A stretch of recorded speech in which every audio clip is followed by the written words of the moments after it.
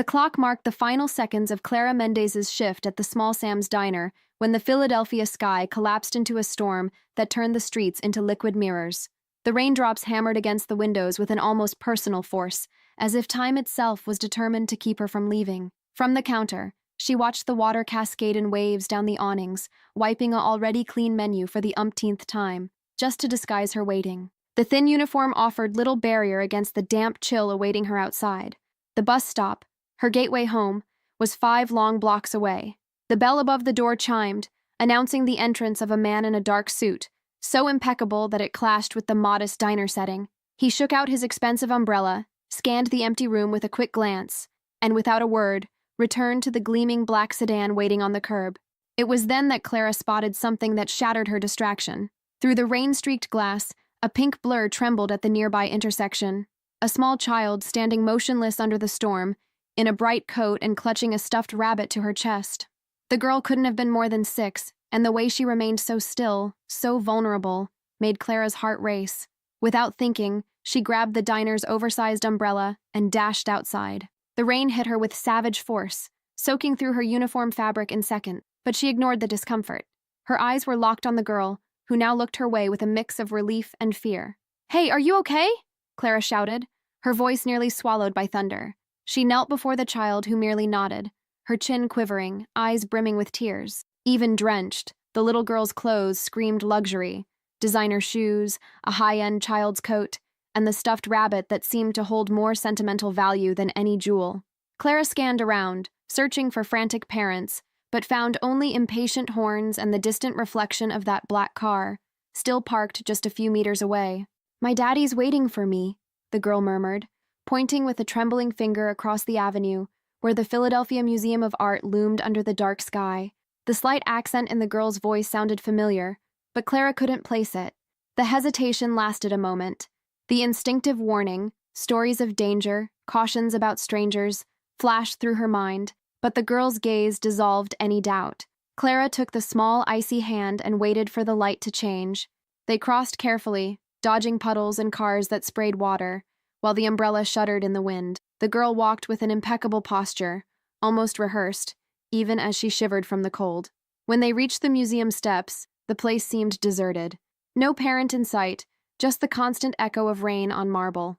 Clara frowned, puzzled. "He's watching us," the girl said with an eerie serenity for her age. She pointed to the black car, now mysteriously parked in front of the museum's circular entrance. The tinted window lowered just enough to reveal a masculine hand, gesturing for them to approach. A museum security guard appeared, but his demeanor shifted instantly upon seeing the girl. "Miss Harper, your father was worried," the man said, bowing with exaggerated respect. The car's rear door opened on its own, revealing a luxurious interior, lit just enough to suggest comfort and power. Harper released Clara's hand and climbed in with natural ease, as if returning to a world she belonged to. Clara stood frozen under the rain, unsure whether to walk away or wait. "Please, come in," requested a deep voice from inside the vehicle. The tone left no room for refusal. Hesitant, she took a step forward.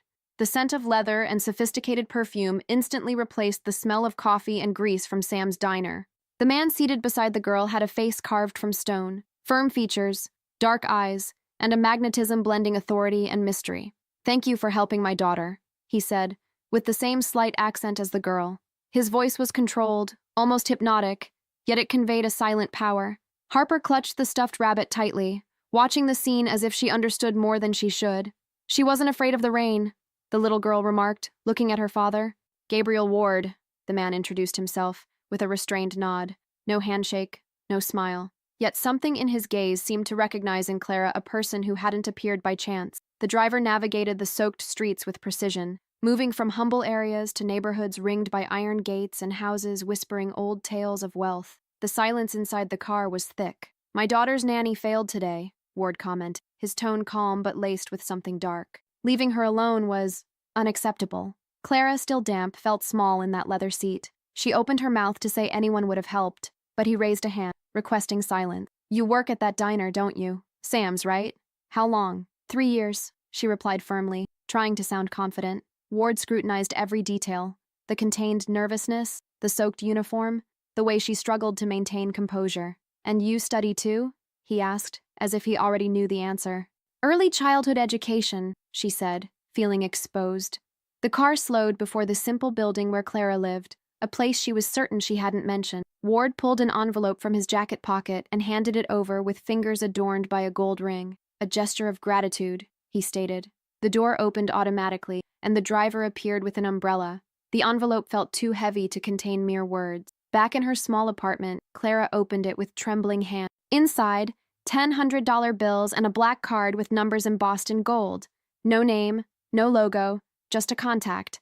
The money would solve immediate problems: overdue rent, college books, old debts. But the card was a silent invitation, impossible to ignore. For 3 nights, she left it on the table, staring at it like a choice that could change everything. On the 4th, she dialed the number. The phone rang twice. A dry, efficient female voice answered. "I'm calling about Mr. Ward," Clara said, unsure what else to add. "Miss Mendez?" the woman replied, without asking for confirmation. "A car will pick you up tomorrow at 6. Dress appropriately." The line went dead. The car that arrived the next day wasn't the same luxury vehicle from the stormy night, but it still exuded power and discretion. A driver with a neutral expression, in an impeccable suit, opened the rear door for Clara, who felt out of place in her simple black dress, the only formal piece she owned. The man said nothing during the ride, but his eyes, always watchful in the mirrors, made it clear he was more than just a driver. The city was waking slowly, the sky still heavy with clouds promising more rain. Streets gave way to tree-lined avenues, and those to a neighborhood where gates towered higher than the trees, and sidewalks lay silent. The car stopped before a light stone mansion, set back from the main gate, guarded by cameras and discreet security. The gate opened automatically, and the vehicle proceeded down an alley flanked by classical statues and geometric gardens. When it halted, an elderly woman in an elegant housemaid's uniform awaited at the front door. "Miss Mendez, Mr. Ward awaits you in the library," she announced with a slight nod of her head. Her voice was polished, but her appraising gaze suggested unexpected visitors were rare. The house's interior was a living museum. Marble floors, crystal chandeliers, and artworks Clara vaguely recognized from history books. But what impressed her most were the framed children's drawings nestled among Renaissance paintings, colorful, naive scribbles that shattered the environment's perfection. In the library, the scent of leather and aged paper enveloped her. Gabriel Ward stood by the window, watching the rain begin again outside. When he turned, the golden flicker of the fireplace illuminated his face, the same absolute control, but now with something more human beneath. "Clara," he said, pronouncing the name as if tasting the sound. "Thank you for coming so promptly." "The truth is, I was curious," she admitted, sitting in the armchair he indicated. She politely declined the glass of cognac offered by an assistant. The setting felt more like a carefully staged scene than a casual conversation. A childish sound echoed from upstairs, laughter and hurried footsteps. Ward's gaze softened for an instant. "My daughter has asked about you every day since the storm," he revealed, with a half-smile. "Harper is insistent when she wants something." Clara relaxed a bit, but her instincts told her this meeting had a deeper purpose. "She's an adorable child," she replied delicately. "I imagine she was terrified that night." Ward nodded slowly, then dropped the sentence that would change everything. "Her mother passed away 2 years ago. Since then, no nanny has lasted. The last one," he paused, controlled, "proved irresponsible. She abandoned Harper right in the middle of the storm." Clara felt the weight of the words and suddenly realized the true reason for the encounter. He wasn't there to thank her. "Are you offering me a job?" she ventured. Ward held her gaze, assessing every reaction. "I'm offering an opportunity that demands absolute trust. Harper likes you, and that's rare." She tried to protest. "I'm still in college, working part-time. I don't know if—" He raised his hand, cutting her off before she finished. "Practical matters can be resolved. What I offer covers your studies, housing, and more than any salary you've ever received. All I ask is that you care for my daughter as if she were your own." The silence that followed was thick. Clara looked around, the fire dancing in the grate, books aligned with precision, the portrait of a beautiful woman with Harper's same eyes above the mantel. The next morning, the deal was sealed. She would move into the east wing of the mansion, live there while finishing college, and have access to her own car. "Is she going to live with us forever?" Harper asked at breakfast, still in her pink pajamas, eyes sparkling. Clara laughed, but the look Ward cast her carried something more serious. Perhaps a warning, perhaps a promise. Harper led her through the house, showing every room with childlike enthusiasm. The contrast between the cold corridors and the girls' room, a pink wonderland full of toys, books, and drawings, was almost poetic. "Mommy used to read to me every night," the girl said, picking up a worn copy of The Little Prince. "Now you can read to me?" Clara sat beside her on the bed and began reading. Her soft, measured voice filled the room, and Harper snuggled into her shoulder with natural ease, as if the gesture were already familiar. On the third night, the routine was set: bath, stories, and the peaceful silence that only a child's sleep brings. The nightmares Ward had mentioned in his cold way simply ceased. One night, he appeared at the bedroom door, watching them in silence. "She sleeps better since you arrived," he said softly. "She seems at peace." Clara smiled, tucking in the girl. "Maybe she just needs someone who stays," she replied. Ward held her gaze a moment longer than necessary. "Maybe we all do," he murmured, before vanishing down the hall. In the following days, Clara noticed curious glances from the staff. Some approved of her presence, others eyed her with suspicion. The house's security was tight, and the guards, discreet but omnipresent. Miss Grace lasted only 2 weeks. The housekeeper, Mrs. Marjorie, commented while helping Clara organize materials for a project with Harper. And the one before that, not even a month. But this girl, she smiles for real with you. Don't waste it. Clara smiled, touched by the words. Harper truly blossomed under her care. She laughed more, asked questions without fear, and showed genuine curiosity about the world. During a visit to the Franklin Institute, the girl dashed between exhibits with a joy that seemed new, free. When they sat for ice cream, Harper declared with a child's simplicity, "I want you to be my new mommy." Ice cream dripped from Harper's fingers, and Clara froze at the words, unsure how to respond. That night, Ward dined with them for the first time.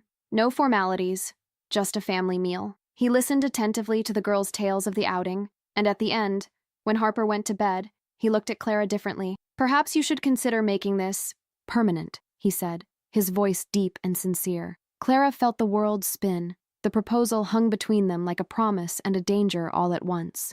The following weeks passed in an almost hypnotic rhythm, and what had begun as a temporary experience transformed into a routine Clara could no longer imagine abandoning. The mansion, once silent and cold, came alive with Harper's laughter, bedtime stories, and small habits that began to fill the days. Coffee on the veranda, drawings scattered across the living room floor, and rainy afternoons spent reading by the fireplace. What surprised Clara was how much Gabriel Ward seemed to change too. The austere, impenetrable man revealed subtler layers bit by bit. Sometimes he'd appear discreetly in the library while she helped Harper with lessons, just to watch, pretending to read a report. Other times he'd show up in the kitchen with sleeves rolled up, curious about the scent of cake baking in the oven. One night, after putting Harper to bed, Clara found him in the library, his face lit by the fire's glow. He held a glass of whiskey, swirling the amber liquid slowly, and seemed distant. "Do you still work at these hours?" she asked lightly. He smiled sideways. "Work never ends. It just changes form." He paused. "I was born without privileges, you know? Nothing I have came easy, and everything I've built is so Harper never knows the fear I did." The unexpected sincerity made him almost human in her eyes. That feared and respected man suddenly seemed just a father trying to atone for something he wouldn't voice aloud. Over time, the staff began treating her differently. The initial rigidity gave way to a kind of silent reverence. The head of security, Martinez, once a cold, mechanical presence, now greeted her with a brief nod of respect. Even so, there was something she couldn't ignore. The east wing of the second floor, always locked. A heavy wooden door with a double lock and an electronic panel flashing red. Harper never went near it, and when their path required crossing that hallway, the girl fell instantly silent, averting her eyes as if the air grew denser. One afternoon, while searching for Harper's lost stuffed rabbit, Clara took a wrong turn and ended up entering a half-open door she'd never seen before. She found herself in a private gallery, walls covered in paintings and sculptures worth fortunes. In the center, one painting stood out, the portrait of a stunning woman, with a calm expression but sad eyes, the adult reflection of Harper exactly. "My wife chose every piece in this room," Ward said from behind her, his voice low, almost melancholic. Clara turned, startled. He was jacketless, his face weary, gaze fixed on the portrait. Anastasia had an uncommon passion for art, especially artists who battled their own demons. "She was beautiful," Clara commented instinctively, "and Harper has the same eyes." Ward nodded, and the silence that followed was heavy. For a moment, He seemed to shed the role of powerful man and reveal the wounded one who still grieved in silence. Without thinking, Clara placed her hand over his, a gesture of comfort that crossed the professional boundary. He returned the touch, firm, then pulled away with a contained sigh. We should get back. Harper doesn't like it when I'm late for good night. But something had changed. A silent tension was born in that instant. An invisible bond between them neither dared name. In the days that followed, Clara began noticing details she'd overlooked. Late-night meetings in locked rooms, unannounced visitors, and a strange energy in the air whenever Ward's phone rang. Conversations were short, murmured, in languages she didn't fully recognize, Russian perhaps. One afternoon, entering the library to return a book, she overheard fragments of dialogue from the adjacent room. The shipments must go out before month's end. That Russian group won't wait, a male voice said.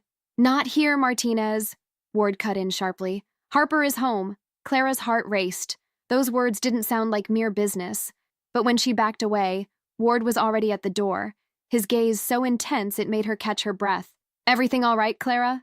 He asked, as if nothing had happened. Yes, I was just returning this book, she replied, forcing a smile.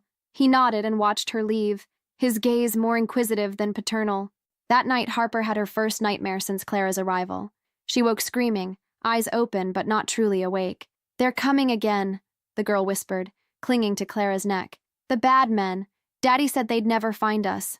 Clara tried to soothe her, but Ward's reaction the next morning confirmed something was wrong. He ordered security reinforced, new cameras installed, and the watch team expanded. It's just precaution, he said when he noticed her expression. Nothing for you to worry about. But his eyes betrayed the opposite. There was worry, and plenty of it. Days later, the newspapers carried the headline that froze Clara. Businessman Gabriel Ward investigated for alleged ties to international smuggling network. She confronted him at breakfast, the folded paper trembling in her hands. Is this true? Ward set down his cup unhurriedly and met her gaze. Not everything we read is a lie, Clara. But not every truth can be spoken aloud. It was the first time she felt fear, not of the man before her, but of what he might truly be. That night, the wind slashed at the mansion's windows as if the air itself heralded danger. The heavy silence filling the corridors contrasted with Clara's pounding heart, still processing the newspaper's revelation. The headlines spoke of federal investigations, clandestine routes, and international alliances, words that seemed from another world, not the same man who read bedtime stories to his daughter. Descending to the kitchen for a glass of water, she found Martinez, the head of security, speaking lowly in the hallway with another staff member. The words cut off the moment she appeared. His gaze, usually neutral, was now pure alert. You should stay in your room tonight, miss, he said bluntly. Mr. Ward is handling an important matter. The tone brooked no argument. Hours later, firm knocks echoed through the house. Not rain, not wind. They were fists against the iron gate. Discreet alarms began flashing red. Clara bolted upright, rushing straight to Harper's room, where the girl was already awake, hugging her stuffed rabbit. Is Daddy going to make them go away again? The girl asked, voice trembling. Clara swallowed hard. He will, sweetheart. But just in case, we'll follow his instructions, okay? Minutes later, Ward entered the room, face tense, tie loosened, gaze resolute. Clara, I need you to take Harper to the safe house. Martinez will accompany you. Now. What's happening? She pressed. He took a deep breath. Some men think they can weaken me by using my daughter as leverage. I won't allow it. He knelt to meet Harper's eyes and placed a hand on her hair. You're going with Clara, understand? She'll protect you and Daddy will find you soon. Harper nodded, tears in her eyes. The black car that carried them away that pre-dawn hour sliced through the empty road, headlights like blades of light. Martinez at the wheel kept his iron expression, while Clara held Harper close to her chest, trying to mask her growing fear. Did Mr. Ward say where we're going? She asked. A safe place, by the lake. He'll send word when he can, the man replied, eyes fixed on the road. The safe place was actually an isolated property, ringed by pines and far from any neighbors. Outwardly, it looked like a charming country house. Inside, it revealed itself as a silent fortress. Hidden cameras, reinforced doors, generators, and an armored room Martinez called the shelter. Everything you need is here, he explained, handing Clara a satellite phone and a card with coded instructions. Use it only in an emergency. And he left before dawn. The next 3 days felt suspended in time. Clara kept Harper occupied with games and stories, hiding her nerves. The two walked the garden enclosed by high fences, while the girl pretended to hunt butterflies and spoke of her father with heartbreaking innocence. But on the fourth night, the distant roar of engines shattered the silence. Clara rushed to the secure room's monitors. 3 vehicles approached down the narrow road, lights off. Her throat went dry. "Harper, come with me. Quick," she whispered, grabbing the girl's hand. They entered the underground shelter, a room hidden behind a false panel. Clara entered the code as Martinez had taught her, and the door sealed hermetically. The metallic thud echoed like a verdict. On the monitors, armed men advanced across the grounds, communicating in Spanish. The precision of their movements revealed military training. Clara counted 6, maybe 7. The emergency phone rang, its screen lighting her face. It was Ward. "They arrived early," he said, voice steady but with chaos rumbling in the background.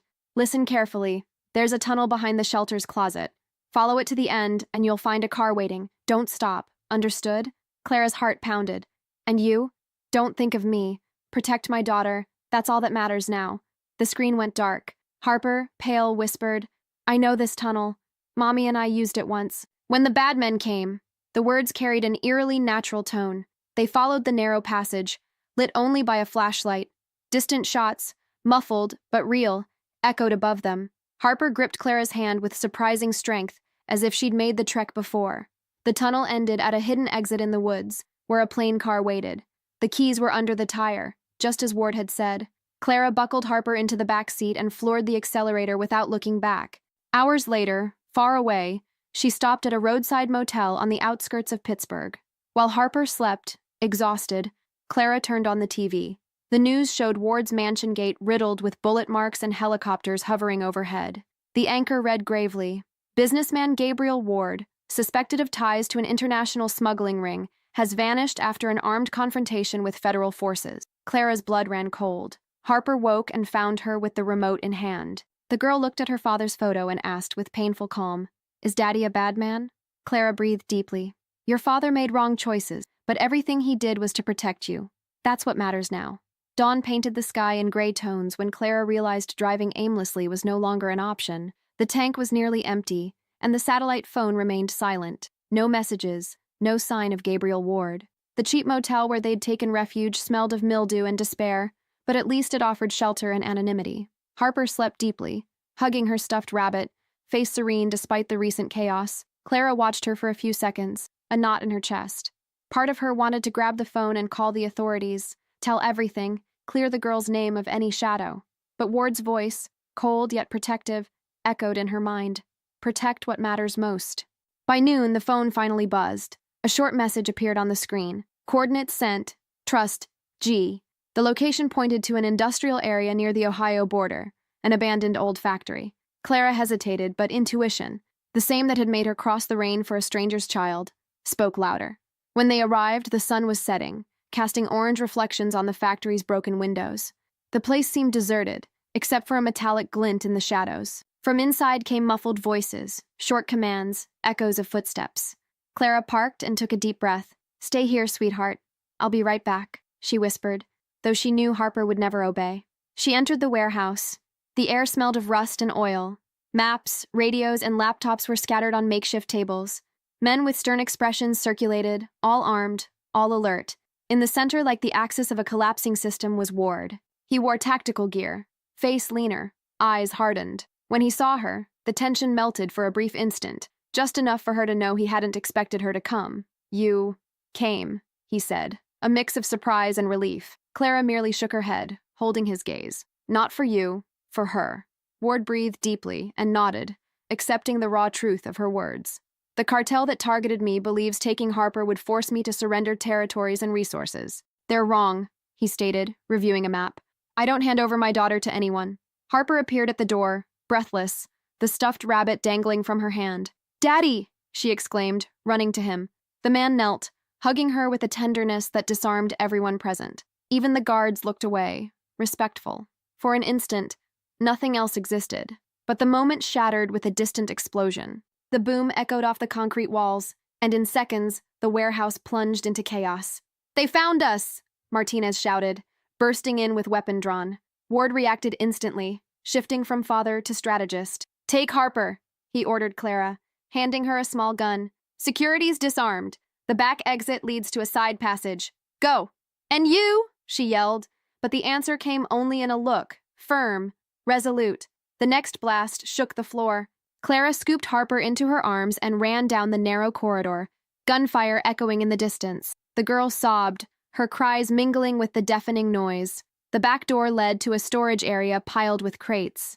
2 armed men emerged from the shadows. Clara acted on instinct. Recalling Ward's instructions, she aimed and fired. The gun's recoil staggered her, but the sharp crack rang true. 1 man fell. The other recoiled, stunned by the unexpected resistance. "Run, Harper!" she shouted.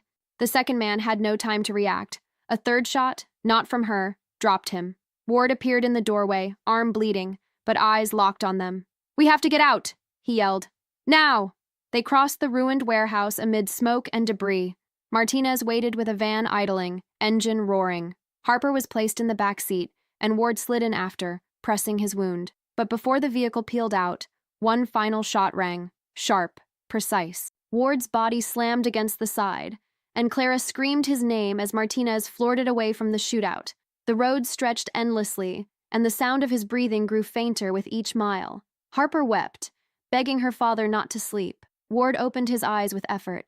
"You should have run," he murmured weakly. "But thank you for not letting me die alone." He took Clara's hand, and with the other, touched his daughter's face. "Protect her. For me." The rest was silence. 6 months passed. Gabriel Ward's name had vanished from the papers, replaced by headlines of arrests and federal deals. The authorities believed he'd died in a final confrontation. To the world, he was just another name on a list of powerful men who fell. But to Clara, he was the reason she now lived in a small house in the Midwest countryside, under the name Rebecca Hayes, with a girl registered as her adopted daughter, Zoe.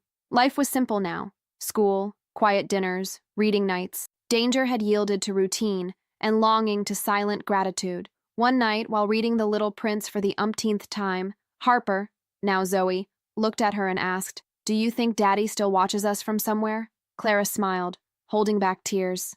"I think so, and I think he's finally at peace." On the nightstand, a sealed envelope rested.